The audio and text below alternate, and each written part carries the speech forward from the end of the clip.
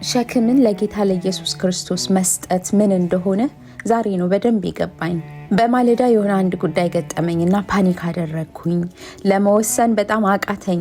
ወላወልን። በሁለት ሀሳብ መካከል ውስጥ ሆነን በጣም ተጨነቅን። ያ ጭንቀት ደግሞ ጉዳዩ ልክ አጣዳፊና አስቸኳይ እንደሆነ መስሎ ስለተሰማን መረጋጋት በጣም አቃተን። አንድ ነገር አደረግኩኝ። እሱ ምንድነው? ጸሎት ነበረ። ከአንዲት ወዳጄ ጋር ጸለይን። ጉዳዩን በአጠቃላይ በእግዚአብሔር እጅ ላይ ያስቀመጥ ነው። በምስጋና ተሞላን። ከልቤ የወጣው ምስጋና እንጂ ሀሳብና ጭንቀት አልነበረም። ከጸሎት ስነሳ ነፍሴ አርፋ ቀሎኝ ስቄ ተነሳሁኝ። ጉዳዩ አለ፣ ነገር ግን በእኔ ላይ አይደለም። ጉዳዩ በእግዚአብሔር እጅ ላይ ነው ያለው። አሁን አጥርተን ማየት ጀመርን።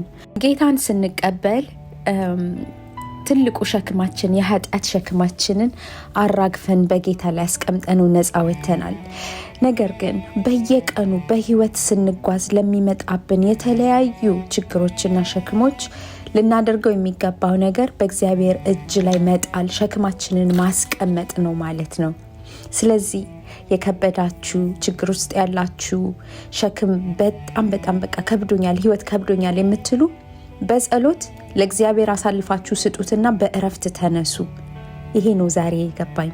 ለጌታ ሸክማችንን መስጠት ማለት እኛ የሱን እረፍት ተቀብለን መነሳት ማለት ነው። እረፍት የሆነ ህይወት እንዲኖራችሁ እኔም ጸሎቴ ነው። ተባረኩልኝ። ወዳችኋለሁ። ባይ